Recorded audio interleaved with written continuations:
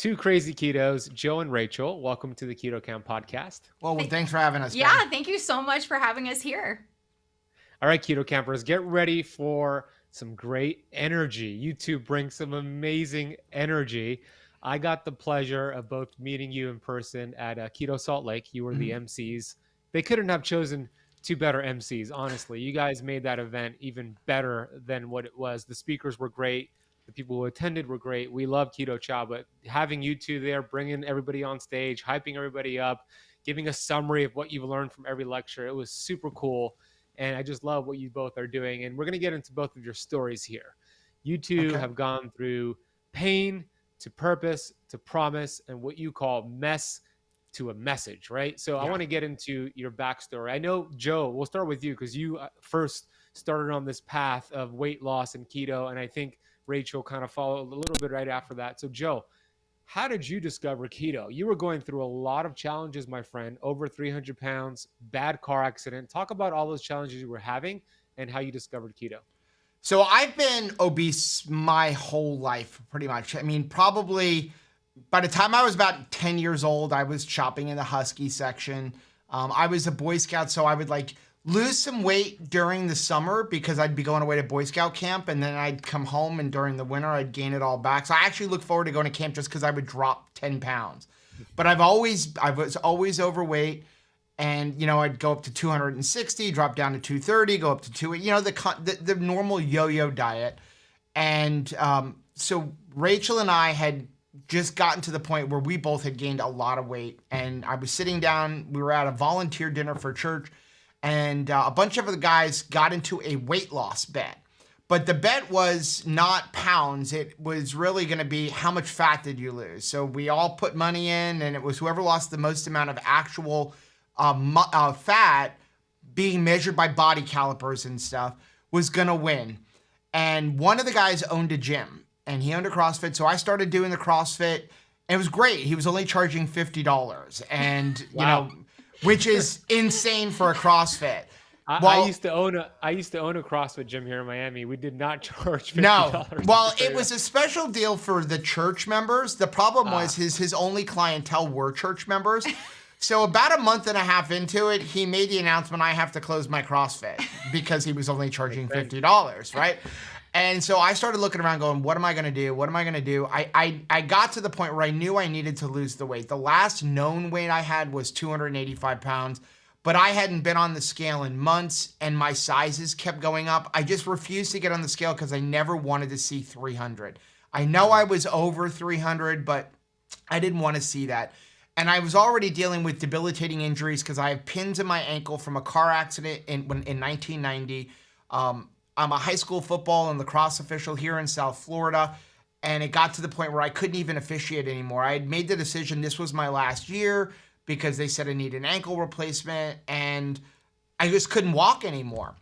And I had heard these rumblings about keto because Danny Vega was actually a member of our church, but he was just moving out, but he had kind of left these rumblings of keto.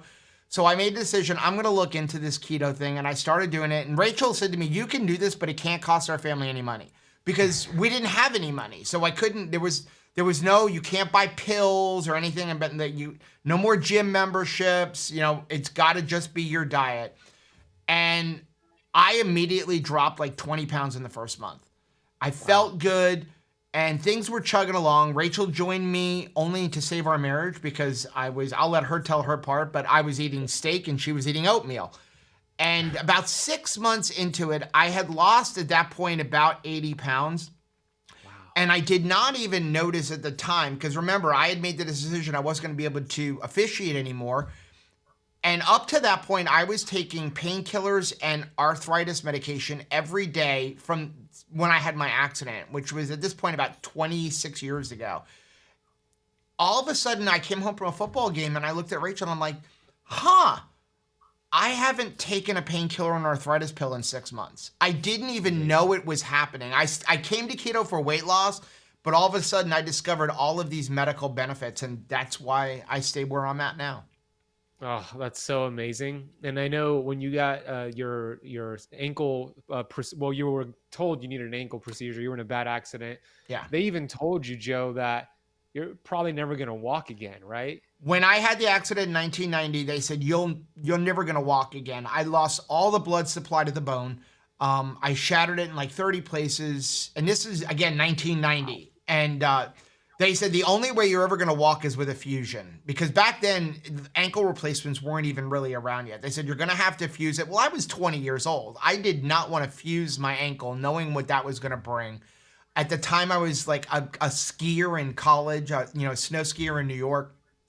And so I spent 2.5 years on crutches, and finally they're like, okay, you can walk. And I walk with a severe limp, but it brought a lot of pain. But I was always so grateful that I could walk. I just have ignored the pain for all of these years until it just got to the point where I just couldn't deal with it anymore. I mean, I would officiate on my ankle, and then at the end of the day, I just couldn't walk. I would have to pop more painkillers, more arthritis medication, all of that kind of stuff. But I was just grateful I could walk. That's amazing. We'll circle back to a little bit more about your story, but I want to hear Rachel's side. Rachel, you were somebody known as a calorie counter and a calorie cutter. Yes, Share absolutely. a little bit more about some of those challenges and how you decided to come on board this keto bandwagon and start changing some things for yourself. Yes, definitely. I have a very similar story to Joe's. I have been obese my entire life. I have been dieting for absolutely decades.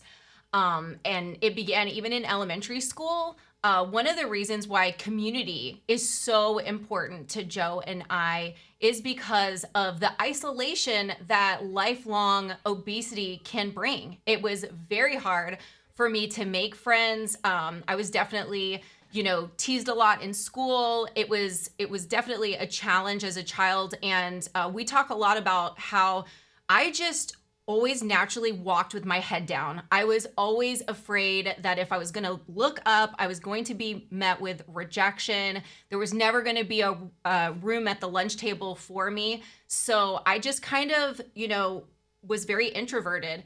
I had suffered with lifelong depression, terrible social anxiety that was really just a roller coaster and very problematic because I spent 10 years first as a journalist. So you would, have this comfort that like, okay, this is a job I have to do. I'm excited about this interview. And I would be able to, in my professional life, be very well respected. Then all of a sudden the depression, the anxiety would strike, and suddenly things that I took for granted that I would be able to do, I couldn't do for a period of time. It was a very frustrating experience for many years.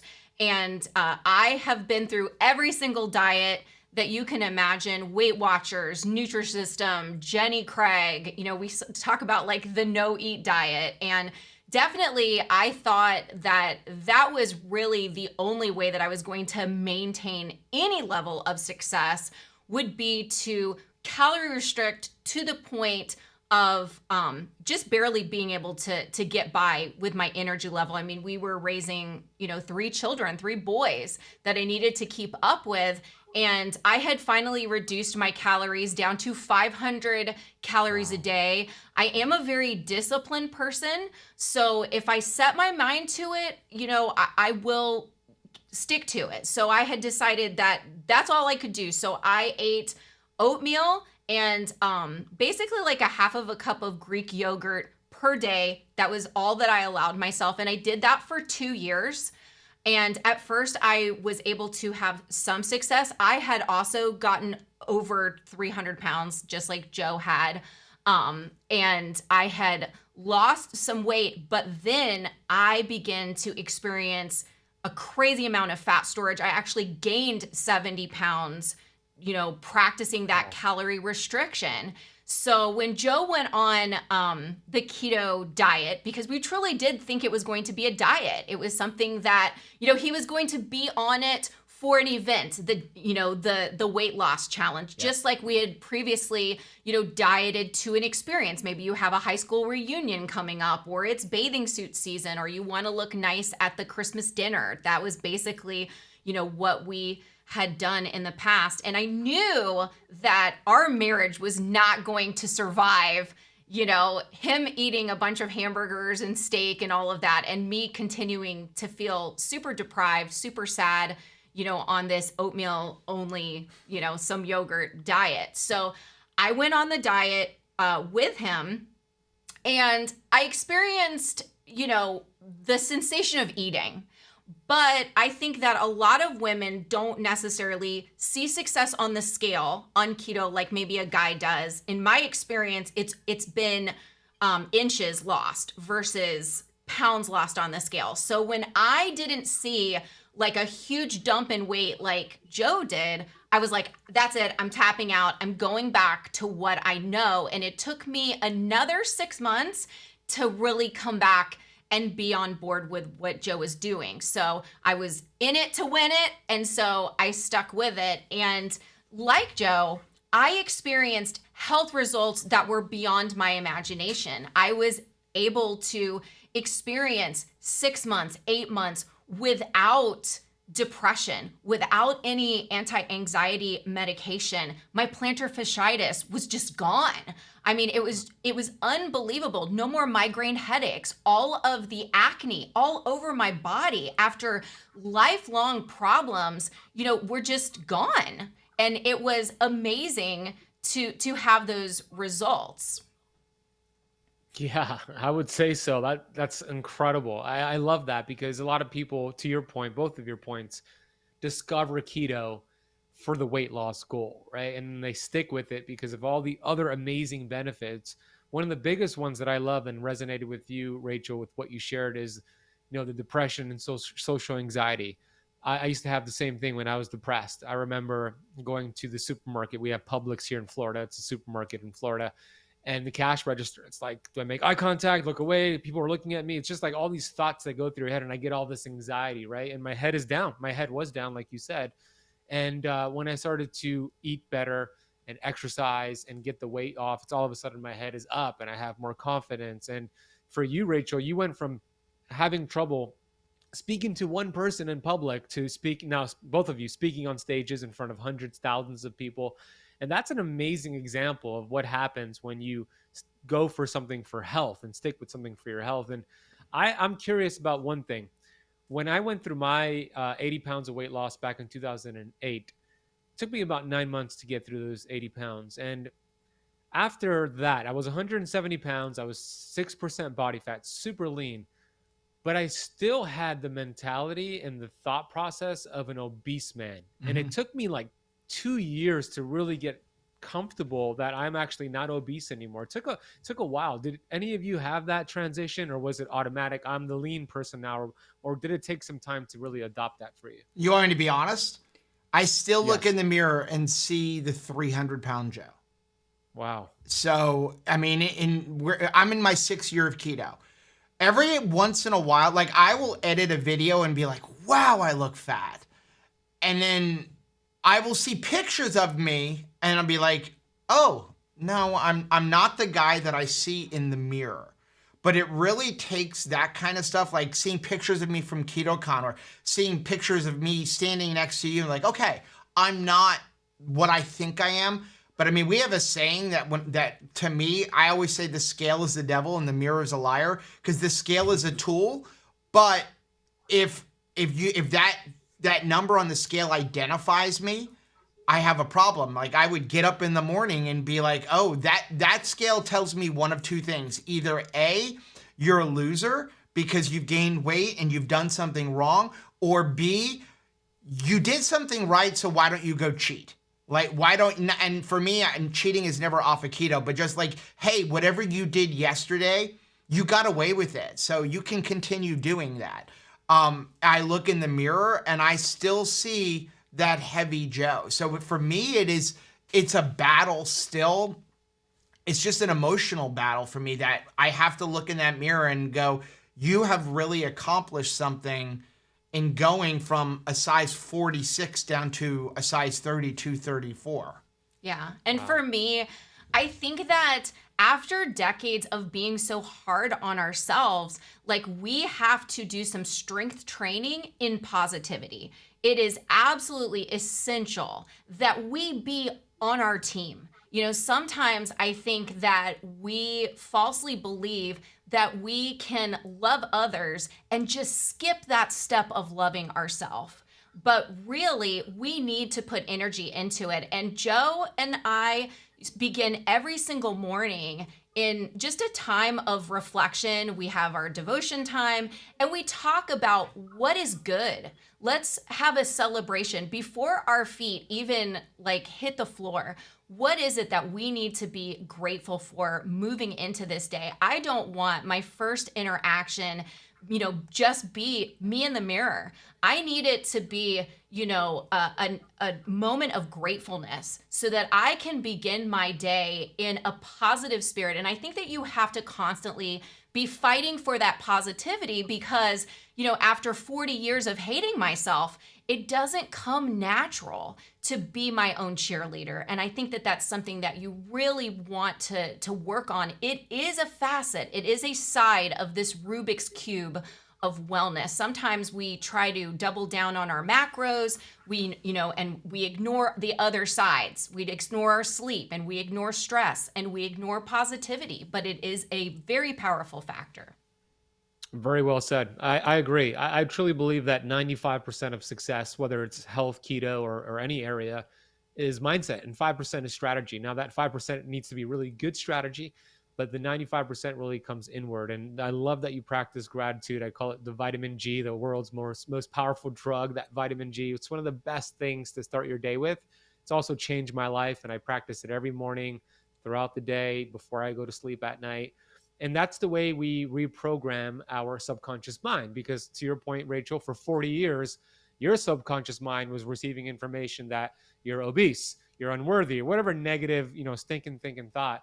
And by practicing gratitude and appreciating the things that you have and are doing and have done, then you start to reprogram that subconscious mind. That paradigm starts to change, right? And for me, it's a journey as well, and Joe, I could totally relate. Sometimes I'll beat myself up mentally. I could totally relate, even though I've gone through my transformation with my health about 14 years ago. Now, I'm curious about this, you two, and I think my audience would be curious too. I just interviewed a couple, you might know them, Larry Diamond and Kaylin Diamond. They have similar stories, but also different from you. Larry works with Dr. Jason Fung, the fasting method. They have combined to lose about 190 pounds. And I asked them the same question I'm going to ask you, because I think this is very valuable for the audience. Joe, when you started your keto journey, weight loss journey, you started to make some strides. Did you want Rachel to come on board right away? How did you approach it? Like, a lot of people want their significant other to get on board, but they don't know how to approach it. People don't like to be changed. So how did you approach it? And Rachel, like, what were some of the things Joe was saying to kind of get you on board with what he was doing? But Joe, go first. So I absolutely wanted her to get on board because I had watched her with her ups and downs. I watched her eating 500 calories a day for 2 years. I watched her lose weight that way, but get sick. She looked sick when she lost weight that way. And to the point where I almost hate to admit this, but myself and the boys would actively try to get her to eat more because she looked so sick and she had no energy and her hair was falling out. And then I watched her roller coaster back up, eating that same diet, gaining weight. And I was like, I know that this isn't the right way to do this. I knew as I was learning about keto that this is the proper way. It made a lot of sense as I started, researching things and reading things from about the primal diet. I was like, this makes sense of why this is how we should be eat. But I couldn't force her. And that was one of the things we just recently gave our talk at KetoCon, and the whole focus was, why don't people get on board? And a lot of it is they've seen us do this before and figure this is just another fad. And so I think that she looked at me the same way, that this is just another fad and he's going to quit this just like he's quit every other diet. So I had to let her just see me continue doing it and see the results. And I would, every now and then, I didn't try to flaunt it in her face. I didn't try to push her. But I felt like eventually, if she saw me doing this long enough, she was going to come around to my side. And what it really took was, in that January, she had fasted. Every January, we'd do a fast for God. And that year she had made the decision that the 500 calories wasn't even working at that point. So she was gonna just fast all food. And maybe that would help reset her mindset and her relationship with food and dedicate that time to God. So I think at the time she was drinking 1 coconut water a day and a slim fast, because I kind of pushed that you have to get something. And halfway through the month, I said to her, listen, at this point, you are in ketosis. You've got to be. We measured her ketones, and it was like over a 0.3. And I was like, I want you to do me, over a 3 rather. And I said, I want you to do me a favor and try keto again. And she was like, only if you cook everything that I make. Because she's like, if you do that, I know I will have success because I won't have this opportunity to eat something wrong. Yeah, I really appreciated that. And, you know, that's the thing. I think sometimes we want our significant other to be on board, but are we willing to kind of put that love in, put that, you know, not just a coaxing, but actually put some effort into it. And the fact that he was so passionate about it, that he was willing to just completely take that chore off of me, I thought, okay, he's very serious about this. So I was more apt to be on board. But I do think that it's so important for people to come to this on their own. I have had the fun of trying to potty train a toddler when they're not ready, but you are ready. And that is just like so painful for the parent that's trying to do that. So, you know, if you just give it some time, you know, plant the seed that, you know, I'm having success and I'm sticking with it. I could see that he was committed. I was much more, you know, receptive to coming on board as well. But I will say that just because you have a partner that is eating the same way that you are, doesn't mean that it's always going to be rainbows and flowers. Like, we still, you know, can be at different places in our keto journey. You know, maybe if he's leaning towards carnivore and I'm leaning towards ketovore, you know, there's still opportunities where it almost becomes a competition, right? Because now we're eating the same way. You know, am I having the same results at the same time that he's experiencing them? So you really just have to stay in your own lane. You enjoy the fact that we don't have to make multiple meals, but I also don't expect that like keto's going to save my marriage. Well said. No, that was really good. Both of you shared. I think that's going to be really helpful. So what I heard from Joe, so Joe was the first person who started this change. So what I heard from Joe, and I hope this could relate to the audience, maybe a guy out there wants his wife to get on board, similar to how Rachel got on board. What I heard from you, Joe, is you didn't try to force things. You wanted to let her see that this was something you were doing long term. It wasn't a fad diet. So you kind of wanted to live it to lead it and let your results be the proof in the pudding right there. Yeah. And then what you also did was make it easy for her to transition by saying, I'll cook the meals. I'll do anything for you. I'll put the structure in place. So that's super valuable. And for Rachel, you communicated, yeah, you cook the meals. I'm on board, right? So the person Rachel, got ready to make that change. And then you communicated to your partner, if you do X, Y, Z, then I will start this new process with you. So that is amazing. I love that share. And like you said, it's not always going to be rainbows and sunshines and all that. There's going to be discrepancies, and that's how all relationships are. But the fact that both of you got on board with keto is super cool. And I was telling you offline, I was watching your KetoCon lecture, because our lectures were at the same time. Yeah. So I didn't get to see it in person. And I was thankful that you put it online. And it was really cool how you edited the video too, because you put a whole bunch of photos, right? Your wedding photo. You both of you look completely different than what you do right now. Your photos in the past look like a completely different person. It's so inspirational to see those photos. It's so inspiring to those who are watching your work and watching your videos. It's super cool. Next question for you is this. I remember when I was going through my transformation, I started to change. And when I changed, I became a threat to everybody in my life who was not changing, right? So I would go to parties, I would go to barbecues, and you both speak about this, and people would make comments, oh, you're doing that keto thing, or you're doing this, you're going to hurt yourself, whatever it is, because it starts to point a mirror to them and the things they're not changing. So it's easier for them to take you back to their level. Not that we're better or they're better or vice versa, but it's just different levels. So it's easier for them to take you down to their level than it is for them to make changes. It's like the whole crabs in a bucket story, where you put crabs in a bucket without a lid, come back the next morning, they're all there, because anytime a crab tries to escape, the other crabs drag it back down. So share a little bit about some of those challenges you've had, and what were the things you did to overcome the crabs in your life? I would say for me, fortunately, I mean, it's probably a sad thing, but I've never had a lot of friends.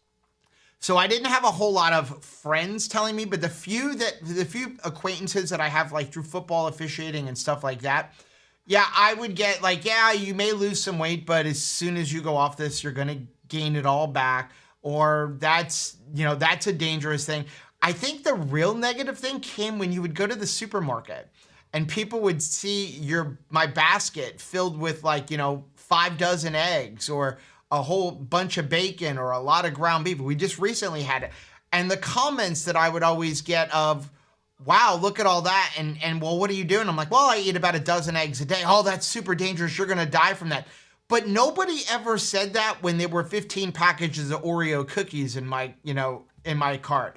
And I remember even back when we ate a lot of that sugar stuff, I would go shopping in the middle of the night so that nobody saw what was in my cart. Because I felt like I was being judged. But it turns out I'm judged more now because I eat primarily meat. It's wild. That's wild. What about you, Rachel? It was interesting getting started when you would go to functions. Like I'd go to like a bridal shower, baby shower, or, out to lunch with friends. And my plate looks so different. I had been used to like how little could you eat, even socially. And I did feel a lot of pressure as a woman, like you're supposed to eat like a woman. And for, I guess that means that I'm supposed to eat, very little and like as much lettuce as possible. So, when I would suggest, okay, let's go to a barbecue joint for lunch, there were some like open eyes, like what? And then, when I would order hamburger patties or ribeye steak or, barbecue, ribs, it was very strange. Like that, then people would ask, like, are you serious about this right now? Because like this seems like a lot of food. So it has been an interesting journey. But I'll tell you what really turned it on a dime, where I wasn't concerned anymore about what people thought, was when my mother started it. So my father, during this keto journey, died of a widowmaker heart attack. And I knew that he was always unhealthy, but I was always just really hoping for that ambulance ride, that he would have a scare, he would come very close maybe to dying, but we would have that like ambulance ride where we as a family decided we were going to turn things around and change things. And that ambulance ride did not come. He just died. And so after he passed away, I had a really hard conversation with my mom, because they had been married for just about 50 years at that point. And I knew statistically, if you lose one parent, you may lose the other in a very short span of time. And so I was like, hey, woman, you're going on this diet. And she's the only person that I've kind of forced this way of eating on.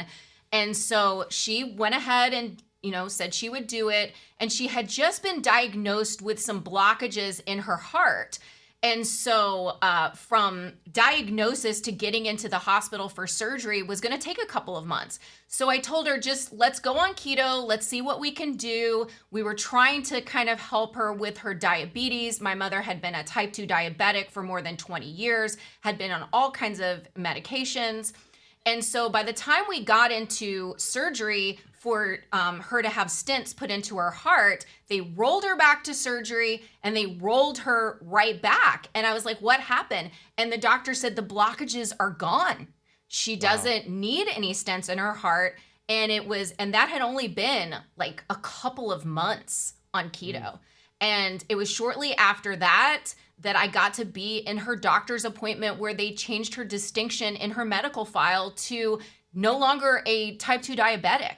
So after that, just like powerful moment in our personal lives, it was kind of like, it's all right if nobody else is on board, because this really is a health strategy. And I'm going to have more years with my mother. And that's just such a precious gift that I, was no longer, it didn't matter what other people thought.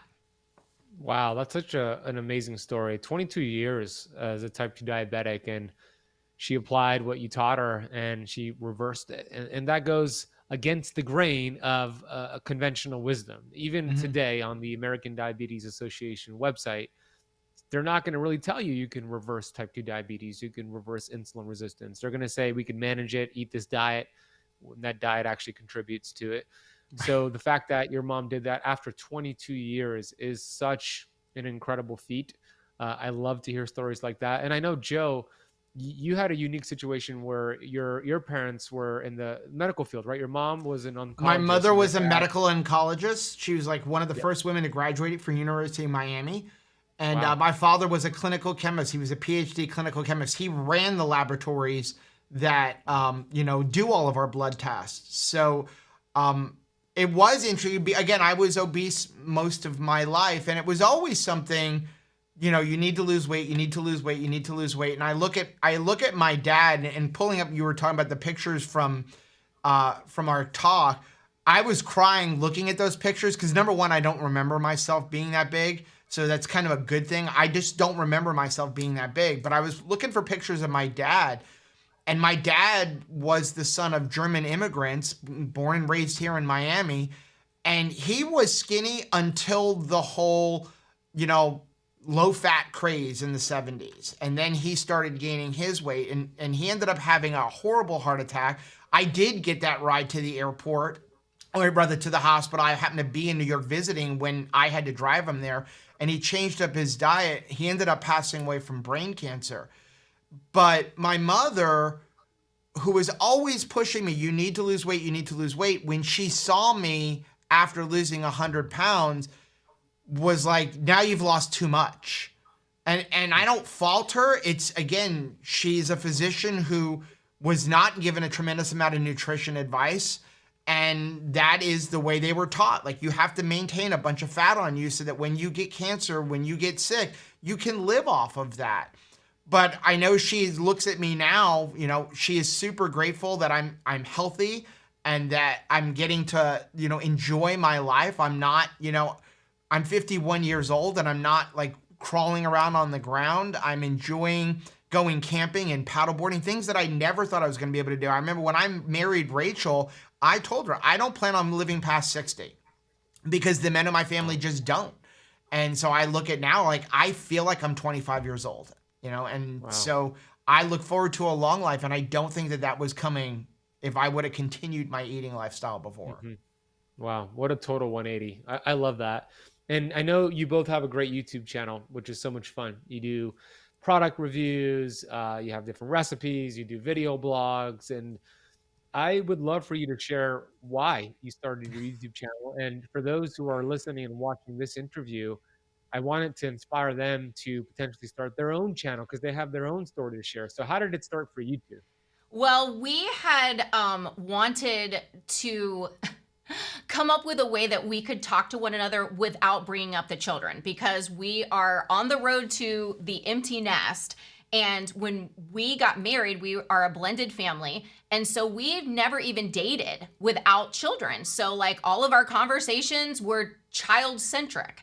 So we understand that as the kids move out, we kind of need to change the script a little bit and be able to talk to one another about other subjects. So Joe just kind of had it in his mind, hey, why don't we start a YouTube channel, which I thought was like the craziest thing, but we had experienced such great success on keto, and we would have people that would ask us, hey, can you tell me, how did you do it? Because they were amazed at the transformation. And sometimes you would spend, 30 or even 45 minutes explaining like, what is keto and how'd you do it? And at the end of that 30 minutes, you would have someone just kind of dismiss it at like, yeah, that seems too hard. I'm not going to do that. Or it doesn't work. Right. So that, having that rejection and using up your time that way was kind of frustrating. So we thought, well, if we could make some YouTube videos about like, hey, how we lost the weight and what we're eating,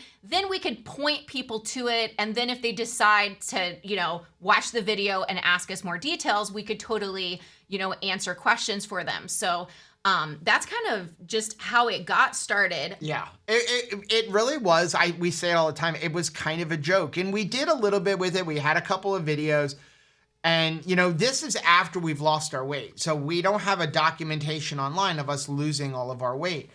But what really got us going with our YouTube channel is it was right around February of 2019. We were doing a video. We had like 200 subscribers. And we did a video and I said, hey, I'm hearing about this KetoCon thing. I would love to go, but we just don't have the money. Maybe we'll be able to scrounge up the money and go. And we had this one couple message us. I will forever be grateful for them. They messaged us and said, hey, we have tickets for KetoCon, but we can't go. Can we give you our tickets? So we went. And when we got there, we were just floored. Because we've never been to a keto event. Neither one of us are people who like to go out in public. I remember us going, Rachel's like, well, and people recognize us. I'm like, who's going to recognize us? We have 200 subscribers. Nobody's going to recognize us. And we're walking around and we saw everybody walking the way we walk, which is head down at the ground, ashamed to look at anybody in the eyes because we're ashamed of how we look. And then somebody actually had put a picture on, I think it was Instagram or Facebook, and it was them on one side of the room and us way back in the back. And it was literally like, look at me, I got to see 2 Krazy Ketos.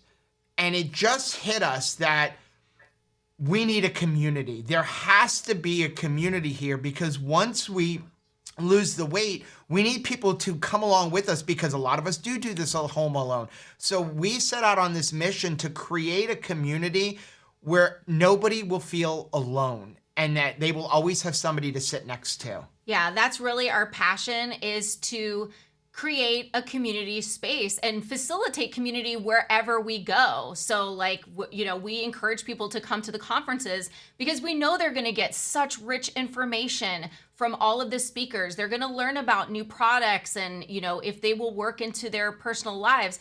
But you need to know that someone's going to be excited to see you. You need to know that there's somebody that you can sit next to. We know how hard it is to make friends, and we want to be able to tell people, hey, if you will put yourself out there, if you will risk coming out in public, we'll be there for you. When you look up, if you will be willing to look up, you're going to be met with our faces. We're going to be smiling at you. We're going to be excited to see you.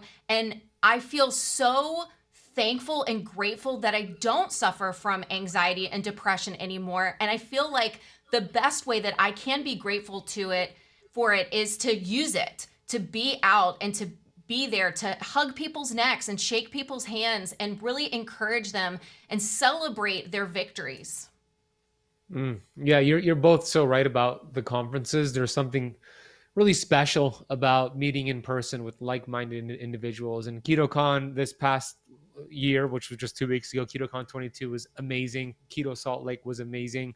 Technology is also amazing, and the fact that we could communicate on YouTube and podcast and Zoom and StreamYard and Squadcast and all that, blessings for sure. But nothing is going to substitute that feeling, that energy of connecting with people in person. And I could verify what you just said, Rachel and Joe. When I first met you, it was not heads down, ignoring me. It was heads up, eye contact, warm welcome.